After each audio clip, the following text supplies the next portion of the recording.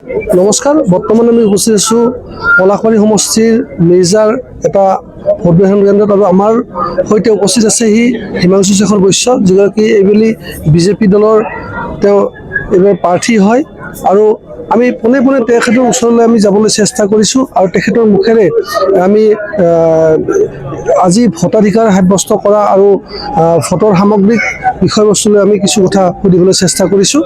বতৰ আছিলে, তাৰপিছতো ৰাইজ ওলাই আহিছে। এতিয়া বাৰু বতৰটো ভাল, কিন্তু ইমান উৎসাহেৰে ৰাইজ ওলাই আহিছে। ৰাইজ এনেধৰণে ওলাই অহাৰ পিছত এটা কথাই পৰিলক্ষিত হয় যে বিজেপি চৰকাৰখনে খুব ভাল কাম কৰিছে। এই চৰকাৰখনক তথা ডক্টৰ মুখ্যমন্ত্ৰী হিমন্ত বিশ্ব শৰ্মা ডাঙৰীয়াক পুনৰবাৰ মুখ্যমন্ত্ৰী হিচাপে চাবলৈ ৰাইজৰ খুব উৎসাহ।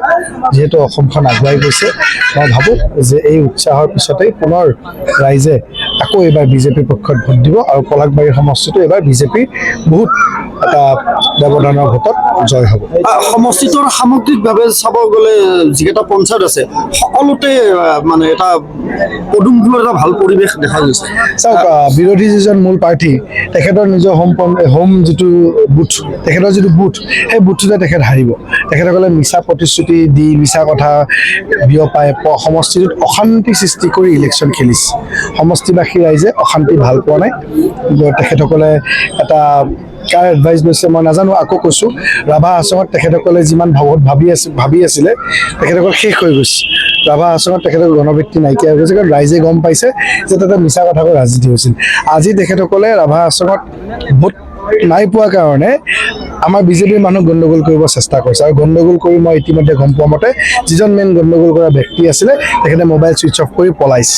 ইতিমধ্যে আমি এটা কথা গম পাইছোঁ, আপোনাৰ উল্লেখ কৰিছোঁ, বিৰোধীয়ে এটা কথা উল্লেখ কৰে যে হিমাংশু শেখৰ বৈশ্য বাহিৰৰ প্ৰাৰ্থী, লোকেল নহয়। কিন্তু আমি জনাত আপোনাৰ উনকোটত নিজৰ বাসগৃহ ইতিমধ্যে আছে বা আপুনি ভোটদান কৰিলে কেইবাবছৰৰ পৰা চাওক, তেখেতসকলৰ তাত কোনো ইছ্যু নাই। মই পলাশবাৰী সমষ্টিত যোৱা প্ৰায় 10 বছৰৰ পৰা ভোটদান কৰি আছোঁ। মই ইয়াতে জন্ম লোৱা নাই, সেইটোতো মোৰ কণ্ট্ৰলত নাই, কিন্তু মোৰ ইয়াতে ঘৰ বাৰী, মোৰ ইয়াতে এটা অসমৰ পঢ়া শুনা, তাৰ উপৰি মোৰ ঘৰৰ, মোৰ যদি চাবলৈ যায় ব্লাড ৰিলেশ্যনত গোটেই অসমত যিমান মানুহ আছে তাৰে 80% মানুহ মোৰ এই সমষ্টিত থাকে। তাৰপিছত মই নাভাবোঁ, কাৰণ তেখেতসকলৰ তাত যিহেতু ইছ্যুৱে নাই, কিবা এটাতো ধৰিব লাগিব, ইলেকশ্যনটো পাৰ কৰিব লাগিব। আৰু একচুৱেলি মোক গালি দি মেলি অলপমান নিজৰ পজিশ্যনটো আপ কৰি বিভিন্ন কিবা কিবি অংকত লাগি গৈছে। সেই অংকবিলাকৰ বিষয়ে আমি পৰৱৰ্তী পৰ্যায়ত ক'ম।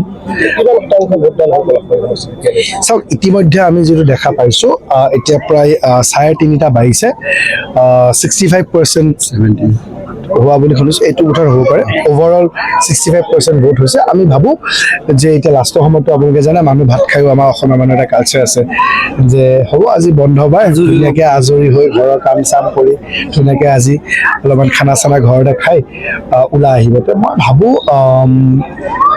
80 পৰা 85% ভোটদান পলাশবাৰীত হ'ব। এইটো খুব শুভ লক্ষণ।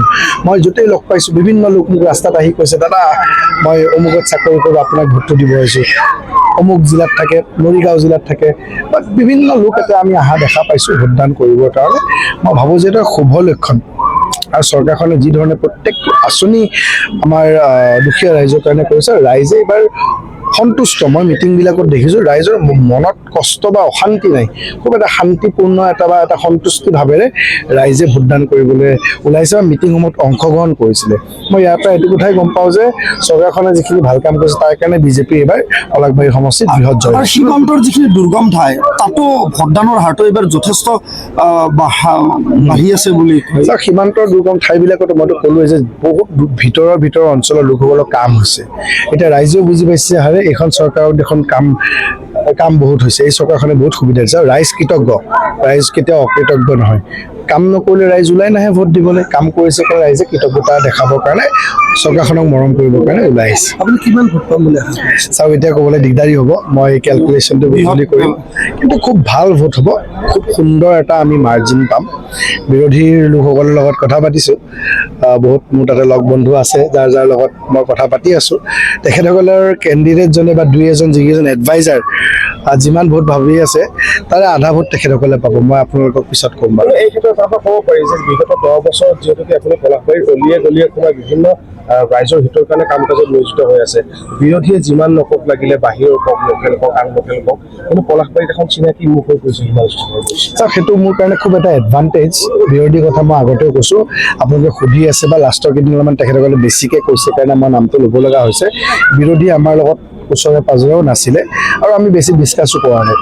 কুকুৰে ভুকি থাকিলে মানে মোৰ মতে হাতীয়ে চাবলৈ নালাগে, 1 নম্বৰ। 2 নম্বৰ, আমি আগৰ লক্ষ্যৰে আমি উন্নয়ন, আমি প্ৰগতি, আমি শান্তি, আমি পলাশবাৰীৰ ৰাইজৰ ন্যায় বা পলাশবাৰী সমষ্টিৰ উন্নয়নৰ কাৰণে আমি আগবাঢ়ি গৈ আছোঁ। পিছফালে কোনে কি কৈছে আমি নাজানো, কিন্তু কথাটো হৈ গ'ল যে তেখেতসকলৰ গণভিত্তি ইতিমধ্যে আমি গম পাইছোঁ যে নাই, বহুত চেণ্টাৰত এজেণ্টেই দিব পৰা নাই। মই আজি ৰাতিপুৱাৰ পৰা প্ৰায় চেণ্টাৰ হিচাপে ক'লে অলপমান কম হ'ব, কিন্তু যদি এটা চেণ্টাৰত ক'ৰবাত 3টা চেণ্টাৰ, ক'ৰবাত 2টা, ক'ৰবাত 4টা, সেনেকৈ প্ৰায় মই 100টামান চেণ্টাৰত ঘূৰিলোঁ। 50%ত তেখেতসকলে এজেণ্টে দিব পাৰে। আৰু ক'ৰবাত ভাবি আছে বিবেক ভোট পাব, বিবেক ভোট পাব সেনেকুৱা টাইপত কয়। ক'ৰবাত কয় চিম্পেথি ভোট পাব। কেণ্ডিডেটজনে চিম্পেথি গ্ৰ' কৰিব চেষ্টা কৰিছে। ৰাইজে উন্নয়ন আৰু চাওক, আপুনি ইতিমধ্যে যিটো কৈছে যে মই 8টা বছৰ 10টা বছৰ যিটো ঘূৰি আছোঁ, সেইটো মোৰ কাৰণে খুব সহজ হৈছে। কাৰণ মই সমষ্টিটো যিমান ডাঙৰ, যদি মই এনেধৰণে ঘূৰি নাথাকিলোহেঁতেন আৰু যদি নতুন কোনোবা ব্যক্তিয়ে যদি টিকেট পালে হয়, খুব কষ্টকৰ হ'ল হয়। এটা এডভান্টেজ মই পাইছোঁ যে মই ৰাইজৰ মাজত আছিলোঁ কাৰণে মই বহুতক বুজাব পাৰিছোঁ যে আপোনালোকৰ মাজত মই ইমান দিনে কাম কৰিছোঁ, ইলেকশ্যনত যাব পৰা নাই, কাইণ্ডলি আপোনালোকে বেয়া নাপাব, মই আপোনালোকৰ মাজত আগতে গৈছোঁ, ইলেকশ্যনত নোৱাৰিলোঁ, পিছত আকৌ আহিম। সেইটো এটা খুব এডভান্টেজ হৈছে। বিৰোধীত যিহেতুকে 6গৰাকী আপোনাৰ বাদে আৰু 5গৰাকী প্ৰাৰ্থী আছে, এই সকলৰ ভিতৰত অকণমান অজাপৰ লগতে আপোনাৰ নিশ্চিতভাৱে সেইটোতো ছেকেণ্ড পজিশ্যনত অজবই থাকিব, কিন্তু ব্যৱধানটো বহুত বেছি হ'ব। আৰু এটা মোৰ কাৰণে কি ভাল হৈছে, তেখেতসকলে বুজি পাইছে নে মই নাজানো, অজাপও কংগ্ৰেছৰ ভোটৰ ওপৰতে আশা কৰি আছে, যতীন মালী ডাঙৰীয়াও কংগ্ৰেছৰ ভোটৰ ওপৰতে আশা কৰি আছে, কাৰণ তেখেতে কংগ্ৰেছ ত্যাগ কৰিছে। আৰু বিকাশ যোগী বুলি যিজন ব্যক্তি, তেখেতেও কংগ্ৰেছতে আছিলে, তেখেতেও কংগ্ৰেছৰ ভোটখিনি আশা কৰি আছে। চ' তাৰমানে তেখেতসকলৰ পইণ্ট কৰা যিটো মানে তেখেতসকলৰ যিটো টাৰ্গেটেড পইণ্টটো এটাই, যোনে অলপ যোনে টুকুৰি আছে, আল্টিমেটলি এটা জেগাৰ পৰাই গৈছে। আমাৰ এৰিয়াত কোনো টাচ কৰিব পৰা নাই। এতিয়া ভাষণতটো আৰু চাওক, ভাষণত কোৱা কথা বেলেগ, প্ৰেক্টিকেলি 4 মে'ত আপোনালোকে গম পাব যিখিনি বিৰোধীয়ে যিটো এটা মানে জুবিন দাৰ নামত ভোট কিবা কিবি এইবিলাক নাপায় নহয়। জুবিন দাক ইলেকশ্যনত আনি ভোট বিচাৰে নেকি? তোমালোকৰ ইছ্যু নাই, তোমালোকে মোকো টাৰ্গেট কৰি তোমালোকে বিফল হ'লা, এতিয়া লাষ্টত তোমালোকে জুবিন দাৰ হাতখন ল'বলৈ গৈছা। জুবিন দাৰ লগতো আপোনাৰ বহুত ভাল সম্পৰ্ক আছে। মই সেইটোৱে কৈছোঁ যে জুবিন দাৰ নামত ৰাজনীতি কৰিব নাপায়। এতিয়া মই ইলেকশ্যনৰ সময়ত মই জুবিন দাৰ লগত উঠা ফটো বা মোৰ লগত থকা ভিডিঅ' মই দিব নোৱাৰোঁ নেকি? মই পাৰোঁ নাই, কিন্তু মোক জুবিন দাৰ নামত ভোট নালাগে। তেওঁলোকে আপোনাৰ জুবিন দাৰ লগত বহুত বেছি ভাল আছিলে। জুবিন দাৰ লগত মই ক'লো, আমি বাহিৰত একেলগে অসমৰ বাহিৰত ফুৰিবও গৈছোঁ, আমি বহু ৰাতি একেলগে আমি পাৰ কৰিছোঁ। এই জুবিন দাৰ মোৰ লগত থকা ভিডিঅ' ফটো মই এখনো আপলোড দিছোঁ নে আপোনালোকে সংবাদকৰ্মীসকলে দেখা পাইছে নেকি ইলেকশ্যন? মোক জুবিন দাৰ নামত চিম্পেথি ৰাখি ভোট মানে জুবিন দাৰ ভগৱান তুল্য মানুহ। ভগৱান তুল্য মানুহ এজনক বাইক ৰেলী তাতে কৰিছে, তাকে আকৌ জুবিন দাৰ বাইক ৰেলীৰ পিছত মদ খাইছে, এইটো কি কালচাৰ? জুবিন দাৰ বাইক ৰেলীৰ পিছত মদ খাইছে, মদ খাই তেখেতসকলে জুবিন দাৰ সেই শ্ৰদ্ধাঞ্জলি ফটোখন ছাইডত পেলাই থৈ দিছে। সেইটো কোনো কথাটোতো জুবিন দাক সন্মান নহয় নহয়। জুবিন দাক বিক্ৰী কৰি তোমালোকে জুবিন দাক অসন্মান কৰিলা। সেইবিলাক কিন্তু এইবাৰ আমি ৰাইজৰ মাজত ক'ম, আৰু যিবিলাক বেয়া কাম চলি আছে জুবিন দাৰ নামত হওক, অপপ্ৰচাৰ হওক, লোহাৰঘাট বাগানত বা যিখিনি অশান্তি সৃষ্টি কৰি থকা ব্যক্তিখিনিক কিন্তু আমি চকু দিব লাগিব। কাৰণ পলাশবাৰী সমষ্টি এটা শান্তিপূৰ্ণ সমষ্টি, শান্তিপূৰ্ণ জেগা এটাক এই মানে কেইটামান মানে পচা আলুৱে মানে ভোটৰ স্বাৰ্থত বা ৰাজনৈতিক স্বাৰ্থত আমি বেয়া কৰিবলৈ নিদিম। কিন্তু এই পচা আলুকেইটাক আমি নিৰ্বাচনৰ পিছত এইবিলাক কৰিবলৈ আমি সকীয়াই দিছোঁ। এইবিলাক আপোনালোকে লিপ্ত নহ'ব। ইলেকশ্যন গ'ল, বাদ দিয়ক, শান্তিপূৰ্ণভাৱে পলাশবাৰীখন থাকিবলৈ দিয়ক। শদিয়াৰ পৰা ধুবুৰীলৈ, বৰাকৰ পৰা ব্ৰহ্মপুত্ৰলৈ সকলোৰে মাজত চিনাকি এটা নাম প্ৰাতঃ টাইম। থলুৱা ভাষা, কৃষ্টি আৰু সত্য বাতৰিৰ আধাৰত প্ৰতিষ্ঠিত খবৰ প্ৰাতঃ টাইমৰ প্ৰতিটো বা বাতৰি পুংখানুপুংখভাৱে চাবলৈ Facebook, YouTube, website, Twitter, Instagram আৰু ব্লগাৰ পেজত লাইক আৰু ফ'ল' কৰক।